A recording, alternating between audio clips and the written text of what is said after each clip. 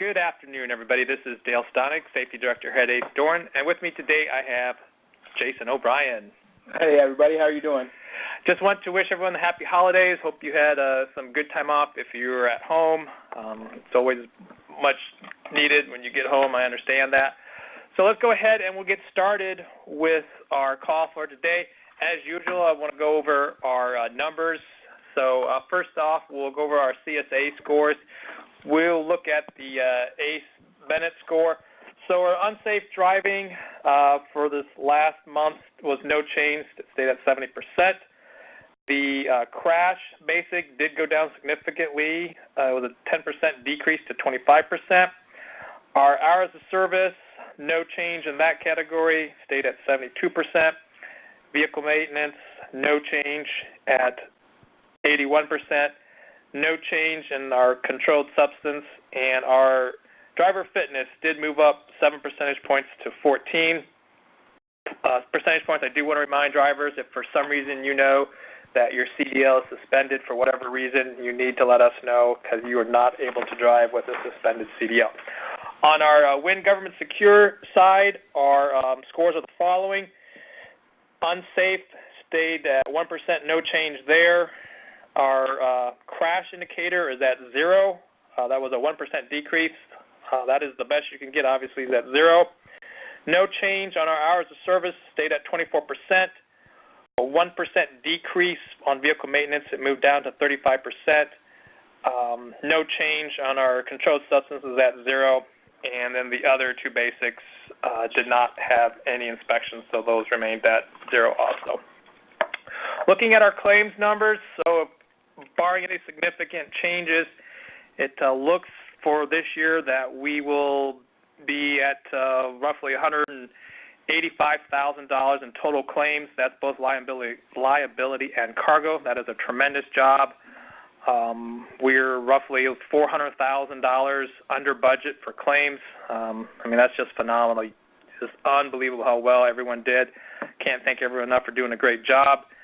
Let's just keep that momentum rolling into next year.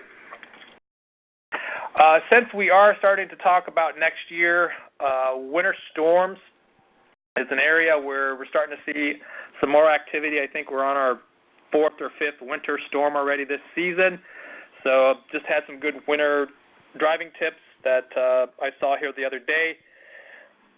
Avoid braking or accelerating on bridges, ramps, and bridges usually freeze first. Starting fluid to help start truck if fuel is slightly gelled. Use it very sparingly. Slowdowns, especially before curves, bridges, and ramps. And always increase falling distance when the weather is severe. You will need more distance to be able to stop in case the traffic in front of you stops. I do want to mention star 3 if we have any safety tips or questions in today's meeting. So go ahead and get started early. Yeah, and I did just want to kind of comment, Dale, since you were talking about winter safety. We do have New Year's Eve coming up, and if you planned on driving during the holiday, we kind of recommend that you maybe shut down like around 11 p.m. and not start up again until around 5 p.m. On an average day, usually about 35 people would pass away from driving and car-related accidents in the United States. And on New Year's Eve, that actually jumps up to about 140. So we want to make sure that we're not involved in any of those accidents and just try to prevent being on the road during those times. That is a good tip, Jason. Thank you. As usual, I like to point out the drivers who've got clean inspections in the last 30 days. We have a fairly substantial list, so I'll go ahead and start reading those individuals off. John Gibson, David Earhart, Billy Stewart, John Mooney, Sheik Ibrahim, Johnny James, Brett Taylor, Ricky Underwood, Connie Coleman, Robert Williams, and Ralph Gordon. On our WIN side, the following drivers had clean inspections for the last 30 days. Ron Tabor, Levi Gordonier again twice. He must just be looking for open scales to drive through to get additional cleans. Tim Sims, Edward Wall, and Carl Reed. Thank you guys so much for getting those cleans. Very greatly appreciated. Helps us out tremendously. So, Jason, I'm going to let you take away. You had some additional things that you wanted to talk about on today's meeting. Well, yeah, I sure did. I did also just I know we've talked about it before, but it is a limited time offer, and we're kind of running low on supplies now, so I want to make sure that everybody that wants to take advantage of the dash camera from Keep Trucking, if you have Keep Trucking e-logs already, I could just send you a camera. There's no charge for it. You just hook it into the Keep Trucking box. It plugs into the USB port, and you'd be able to use that. If you have the Rand McNally logs, I can switch you to Keep Trucking. So you switch to the Keep Trucking type of e-log, and then also send you out a camera as well. And going forward, you'd use that. So the camera's available to anybody that has e-logs or can be on e-logs, that chooses to be on e-logs. So it's a great tool that we have as a company, and a great tool for you as a driver to exonerate you in the event of a car doing something that they shouldn't be doing, and having it be a situation where it's your word against theirs, or your word against maybe 4 people in the car. We did just have an incident recently where on a 2-lane road, there was a car on the side of the road, on the right-hand lane, and they had their hazards on, and a car in front of our driver had passed that vehicle. They went ahead from the right-hand side of the road, made an illegal U-turn right in front of our truck.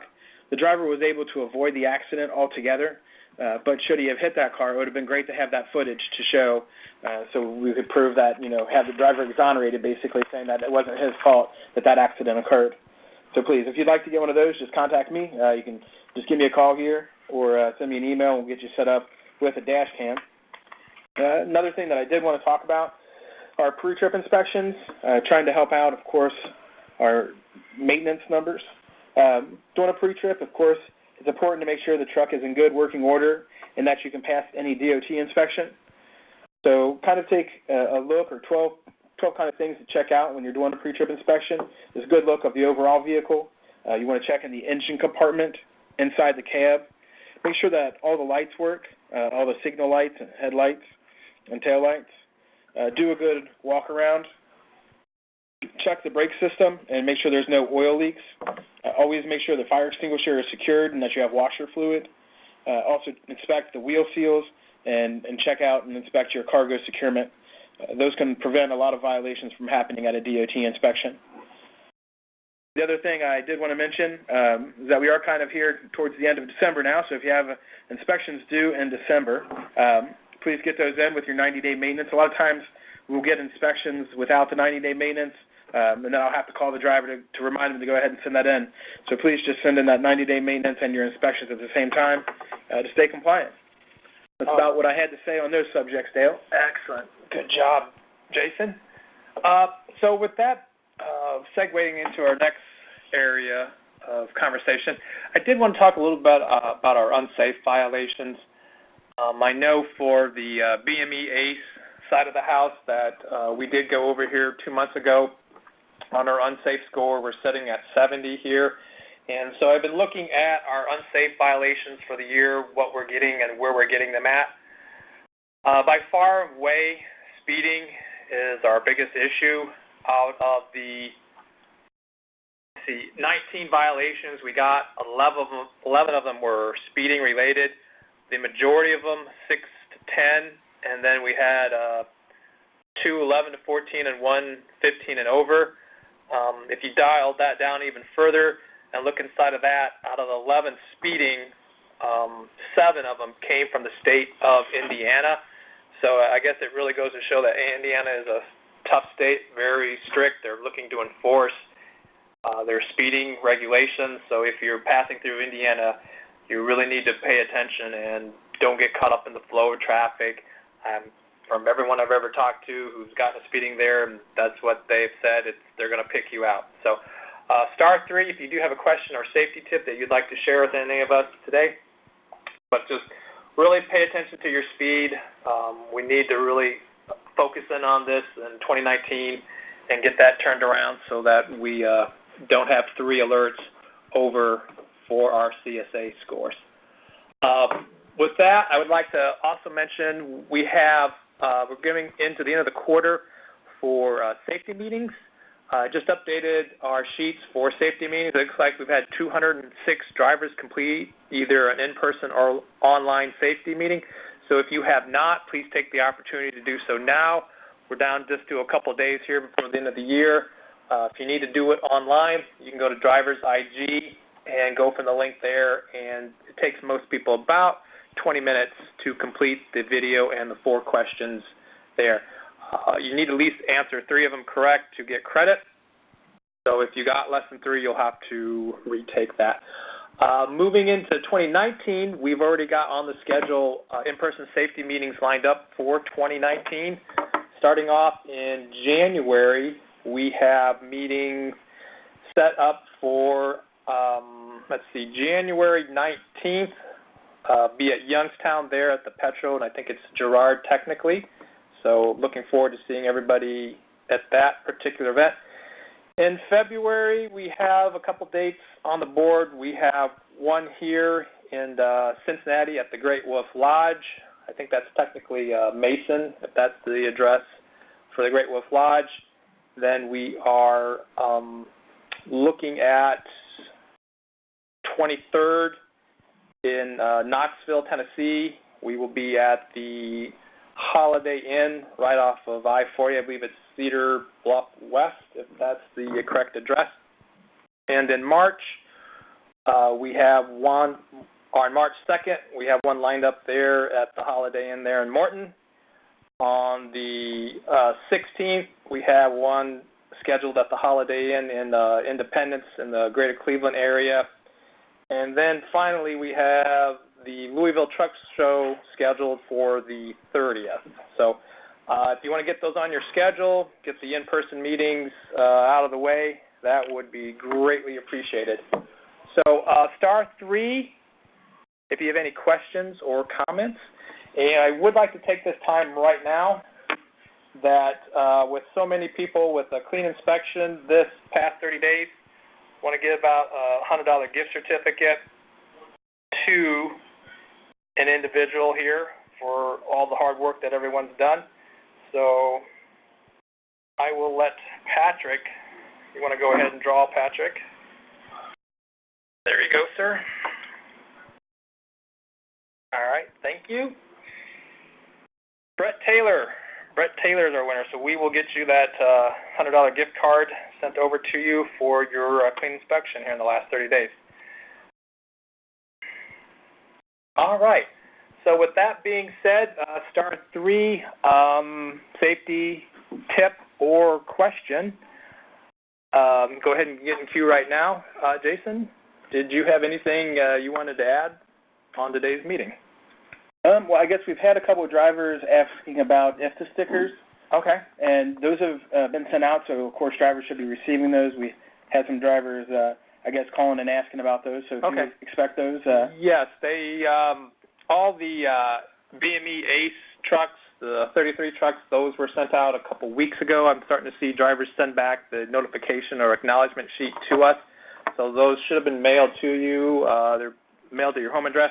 And I know all the WIN government trucks, those were mailed last week or just the week before. So if you have not gotten it, let us know and we'll make sure you get it. The IFTA stickers do have to be on your truck by the end of February, I believe. So we still have roughly 2 months, but obviously you want to get them on sooner than later. So good question. Well, currently I don't see any queues, anyone in queues with questions or comments here. So, you know, I want to go ahead and thank everybody for dialing in, just for all the hard work you guys done this year. Just want to compliment you once more on our claims figure. That's phenomenal how well we did. I'd like to see all that energy that we put into that and put that into focus on getting our unsafe driving back under the threshold. So we're not with 3 basics over.